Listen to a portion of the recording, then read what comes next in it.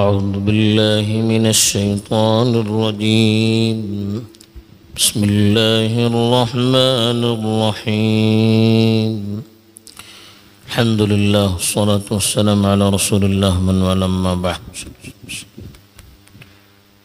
کل سورۃ الفاتحہ کی تلاوت کی گئی تھی اور سورۃ الفاتحہ اور سورت کے متعلق چند باتیں ذکر کی گئی تھی۔ سورۃ الفاتحہ کی 7 آیتیں ہیں، اس میں سے پہلی آیت جو ہے وہ بسم اللہ الرحمن الرحیم ہے۔ قرآن میں جو کہا گیا وَلَقَدْ آتَيْنَاكَ سَبْعًا مِّنَ الْمَثَانِي، کہ ہم نے آپ کو 7 بار بار پڑھی جانے والی آیتیں عطا کی ہیں۔ تو 7 آیتوں سے علماء نے یہی سورت مراد لی ہے، بلکہ بعض احادیث سے بھی ثابت ہوتا ہے کہ سورۃ الفاتحہ مراد ہے۔ لیکن قرآن میں کہا گیا کہ جب قرآن کی تلاوت کی جائے تو اعوذ باللہ من الشیطان الرجیم، یعنی شیطان سے اللہ کی حفاظت اور پناہ میں اپنے آپ کو دیا جائے۔ چنانچہ ارشاد ہے فَإِذَا قَرَأْتَ الْقُرْآنَ فَاسْتَعِذْ بِاللَّهِ مِنَ الشَّيْطَانِ الرَّجِيمِ، جب آپ قرآن پڑھیں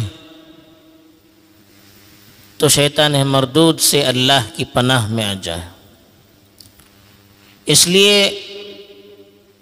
علماء نے لکھا ہے کہ قرآن مجید کی جب تلاوت کی جائے تو اس سے پہلے اعوذ باللہ من الشیطان الرجیم اعوذ باللہ من الشیطان الرجیم پڑھا جائے۔ اعوذ باللہ کے معنی کیا؟ اعوذ کے معنی آتے ہیں میں پناہ مانگتا ہوں، باللہ کے معنی اللہ کی، من کے معنی سے، الشیطان الرجیم کے معنی شیطان مردود سے۔ مطلب یہ کہ میں شیطان مردود سے اللہ کی پناہ مانگتا ہوں۔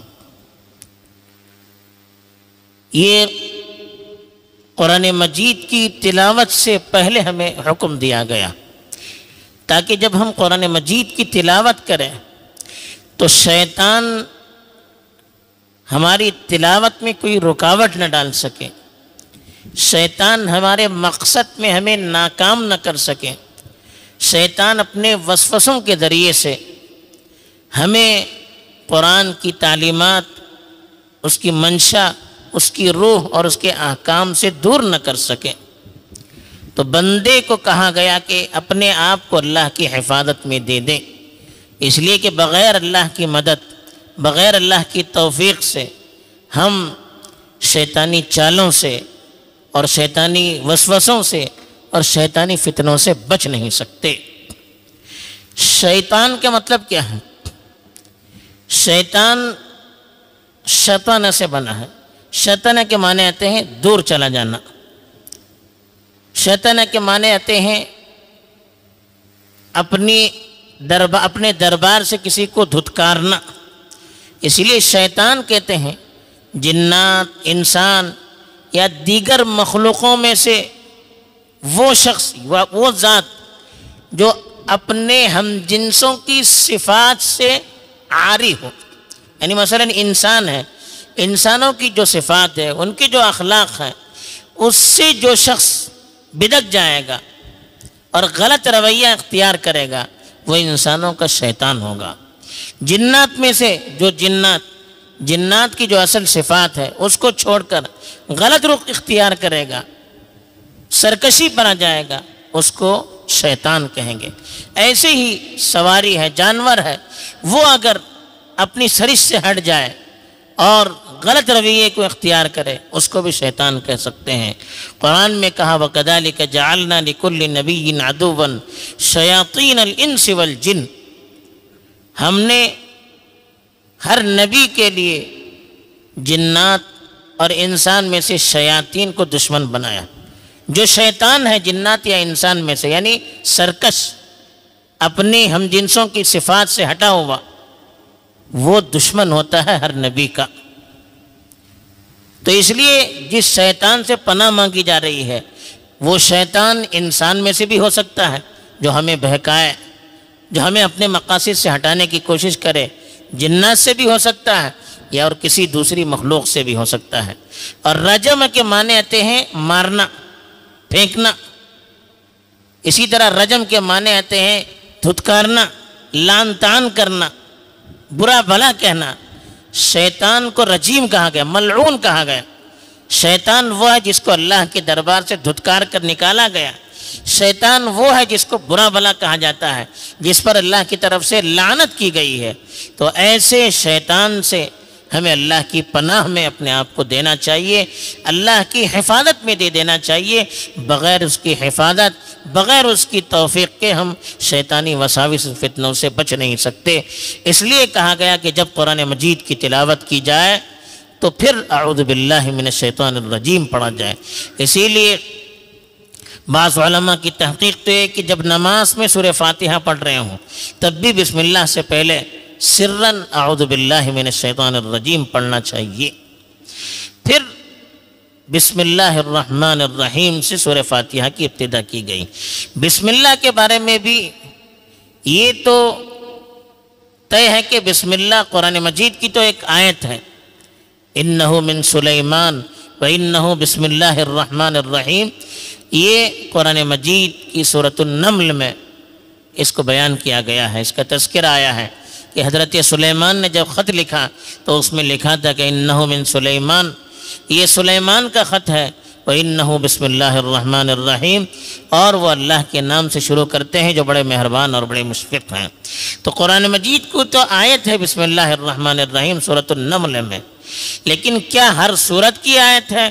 سورہ فاتحہ کی آیت ہے؟ اس میں اختلاف ہے۔ بعض علماء کی تحقیق یہ ہے کہ قرآن مجید میں سورہ فاتحہ کی آیت، قرآن مجید کی ہر سورت کی آیت ہے۔ سورہ بسم اللہ الرحمن الرحیم ہر سورت کی آیت ہے۔ وہ اس دلیل دیتے ہیں کہ مسلم شریف کی ایک روایت ہے کہ اللہ کے رسول ایک مرتبہ صحابہ کی مجلس میں بیٹھے ہوئے تھے، اچانک وحی کی کیفیات آپ پر طاری ہو گئی، یعنی جب وحی نازل ہوتی ہے اس وقت جو کیفیات طاری ہوتی ہیں، غنودگی سی طاری ہوتی ہے، بے ہوشی کا سا عالم ہوتا ہے، تو اللہ کے رسول صلی اللہ علیہ وسلم نے سر جھکا لیا۔ جب وحی کا سلسلہ ختم ہو گیا تو اچانک مسکراتے ہوئے سر اٹھایا، تو صحابہ نے پوچھا کہ اللہ کے رسول کیوں مسکرا رہے ہیں؟ تو آپ نے فرمایا کہ مجھ پر ابھی ایک سورت نازل ہوئی، پھر پڑھنا شروع کیا بسم اللہ الرحمن الرحیم انا اعطیناک الکوثر، یعنی بسم اللہ کے ذریعے سے سورت کی شروعات کی۔ تو اس لیے کہتے ہیں کہ ہر سورت بسم اللہ الرحمن الرحیم ہر سورت کا جز ہے۔ اور وہ دوسری دلیل یہ بھی دیتے ہیں کہ قرآن مجید جب تحریر کیا گیا، لکھا گیا، تو اس میں قرآن کے علاوہ اور کوئی چیز تحریر نہیں کی گئی، لیکن بسم اللہ الرحمن الرحیم ہر سورت کے شروع میں لکھا گیا۔ اگر وہ قرآن مجید کی آیت نہ ہوتی، ہر سورت کی آیت نہ ہوتی، تو پھر بسم اللہ الرحمن الرحیم ہر سورت کے شروع میں کیوں لکھا جاتا؟ تو اس لیے وہ کہتے کہ سورہ فاتحہ کا بھی جز ہے، اس کی بھی آیت ہے، اور ہر سورت کی ابتدائی آیت ہے۔ لیکن بعض دوسرے علماء کہتے ہیں کہ نہیں، دو سورتوں کے درمیان میں فصل کرنے کے لیے، ایک سورت ختم ہو گئی دوسری سورت شروع ہو گئی، فصل کرنے کے لیے بسم اللہ الرحمن الرحیم لکھا گیا ہے، اس لیے وہ ہر سورت کی ابتدا میں اس کو پڑھنا ضروری نہیں سمجھتے ہیں۔ اور سورہ فاتحہ کی شروع میں تو آیت امام شافعی، عبداللہ ابن مبارک اور بہت سارے علماء کی رائے کہ سورہ فاتحہ کی شروع کی پہلی آیت ہے۔ جب 7 آیتیں ہوں گی تو پہلی آیت بسم اللہ الرحمن الرحیم ہے، اور 7ویں آیت جو ہے وہ صراط الذین انعمت علیہم غیر المغضوب علیہم ولا الضالین، یہ 7ویں آیت ہے۔ جب پہلی آیت مانیں گے تو کہتے ہیں کہ قرآن مجید سورہ فاتحہ کی جب تلاوت نماز میں بھی کی جائے تو سورہ فاتحہ اگر جہرن نماز میں پڑھتے ہیں، یعنی بڑی آواز سے جہاں پر قرات کی جاتی ہے، مغرب ہے، عشاء ہے، فجر ہے، تو اس میں بھی بسم اللہ الرحمن الرحیم کو، جیسے سورہ فاتحہ کو ہم بلند آواز سے پڑھتے ہیں تو بسم اللہ الرحمن الرحیم سورۃ الفاتحہ کی ایک آیت ہے تو اس کو بلند آواز سے پڑھنا چاہیے، سنت ہے۔ جیسے سورہ فاتحہ کو جہرن پڑھنا سنت ہے تو یہ اس کی آیت ہے۔ لیکن جو لوگ سورہ فاتحہ کی بھی اس کو آیت نہیں مانتے، وہ کہتے ہیں کہ امام ابو حنیفہ وغیرہ کہ سرن پڑھیں گے، آہستہ سے پڑھیں گے، بلند آواز سے بسم اللہ نہیں پڑھیں گے۔ اب بسم اللہ کا کیا مطلب؟ اسم کہتے ہیں نام کو، بسم اللہ کے معنی اللہ کے نام سے، جو کہ بڑا مہربان ہے، بڑا مشفق ہے۔ میں اپنا کلام شروع کرتا ہوں، میں تلاوت شروع کرتا ہوں اللہ کے نام سے۔ اس لیے قرآن مجید کی تلاوت سے پہلے بسم اللہ کی تلاوت کی جائے، اللہ سے مدد مانگنا ہوتا ہے، اللہ سے تعاون مانگنا ہوتا ہے کہ یا اللہ تیرے ہی نام سے میں تیرے کلام پاک کی تلاوت کر رہا ہوں، تو اپنے کلام پاک کے دروازے ہم پر کھول دے، تو اپنی رحمتوں کے دروازے ہم پر کھول دے، تو کلام اللہ کی برکتوں سے ہمیں مالا مال کر دے، کلام اللہ کا پیغام ہمیں سمجھا دے۔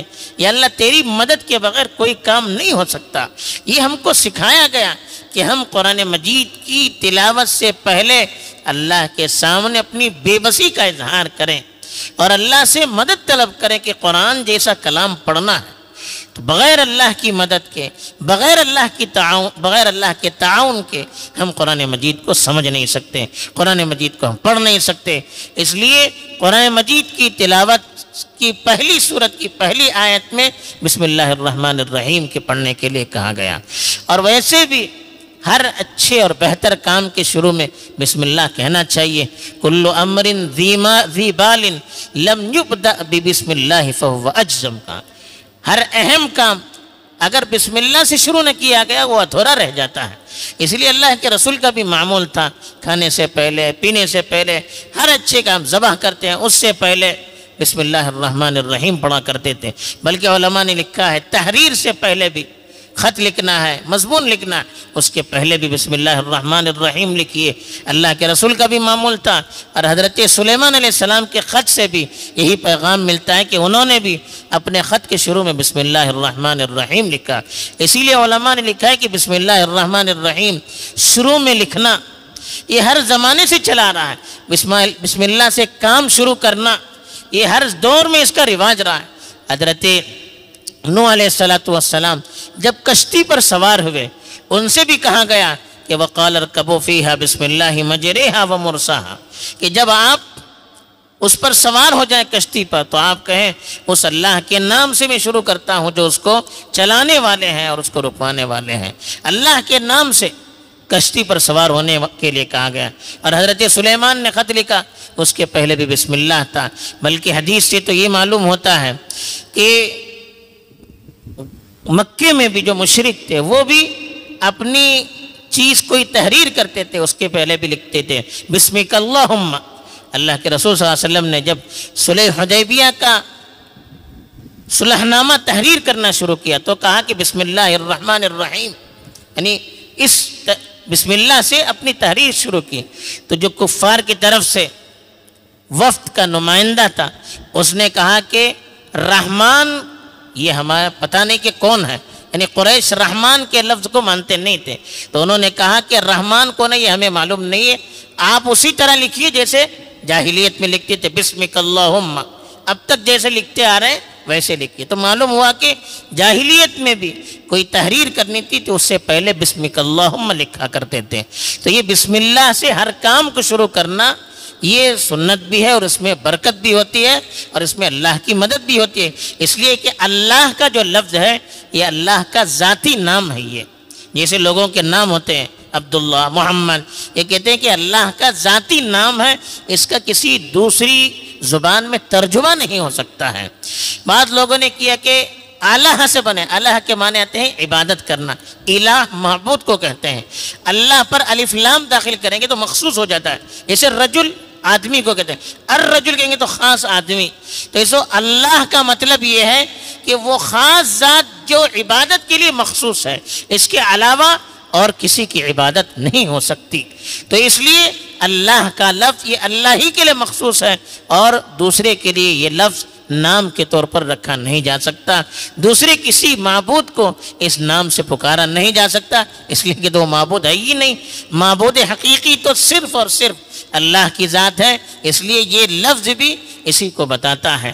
اور رحمان اور رحیم یہ دونوں چیزیں رحمت پر دلالت کرتے ہیں۔ رحمت کا مطلب یہ ہوتا ہے کہ سامنے والے کے خیر کو چاہنا، اس کی بھلائی کو چاہنا، اس تک فائدہ پہنچانے کی کوشش کرنا، بلکہ اس سے اگر کوئی کمزوری ہو جائے، کوئی غلطی ہو جائے، اس سے بھی درگزر کرنا۔ یہ رحمان اور رحیم یہ دونوں اللہ کی صفت ہے، اور اس صفت کو قرآن کی ابتدا میں بیان کیا گیا تاکہ لوگوں کو معلوم ہو جائے کہ اللہ تعالیٰ بڑے مہربان ہیں، بڑے مشفق ہیں۔ اس لیے اللہ سے تعلق جوڑنے میں ہمیں گھبرانا نہیں چاہیے۔ جیسے بعض مذہبوں میں ہے کہ ہم اللہ سے ڈائریکٹ اپنا تعلق نہیں جوڑ سکتے ہیں، کسی کے تھرو جانا چاہیے، کسی کے ذریعے سے جانا چاہیے۔ تو ہمیں قرآن کی پہلی آیت سے ہی یہی بتایا گیا کہ اللہ تو بڑے مہربان ہیں، اللہ تو بڑے مشفق ہیں، تو ہمیں جو اپنا کام ہو ڈائریکٹ اللہ سے اپنے کام کو پورا کرنے کے لیے امید کرنی چاہیے، اسی سے لو لگانا چاہیے۔ اور یہ بھی بتا دیا کہ قرآن کو سمجھنا ہے، قرآن کو پڑھنا ہے، قرآن کے پیغام سے واقف ہونا ہے، تو اللہ کی رحمت ہی ہمیں اس تک پہنچا سکتی ہے۔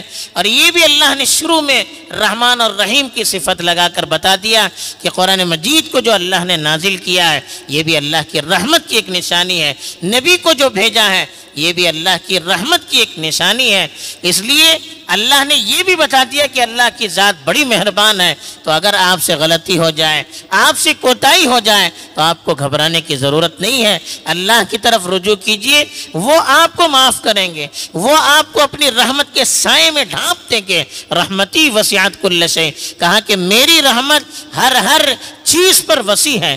تو اس لیے رحمان اور رحیم یہ دونوں اللہ کی صفت ہیں۔ بعض لوگوں نے کہا کہ دونوں کے معنی ایک ہی ہیں، یہ دونوں ایک ساتھ اس لیے بیان کیے گئے تاکہ اللہ کے فضل کا اندازہ ہو کہ کتنا زیادہ اللہ تعالیٰ مہربان ہے، کتنا بڑا اللہ، کتنی بڑی اللہ کی شفقت اور رحمت ہے، اور انسانوں کو امید دلایا جا سکے کہ اللہ کی رحمت بہت بڑی ہے، اس لیے آپ اللہ کی طرف رجوع کریں۔ بعض میں دونوں نے فرق کیا کہ رحمت کے اندر، رحمان کے اندر بہت زیادہ معنی ہیں۔ دنیا میں بھی اللہ تعالیٰ رحمت سب پر کرتا ہے، انسان ہو، جنات ہو، دوسری مخلوق ہو، اللہ کے ماننے والے ہوں، اللہ کے نہ ماننے والے، سب پر اللہ کی رحمت وسیع ہے۔ اور رحیم مخصوص ہے، آخرت کے لیے ہے۔ اللہ تعالیٰ آخرت میں صرف مومنوں پر رحم کریں گے، کافروں پر رحم نہیں کریں گے۔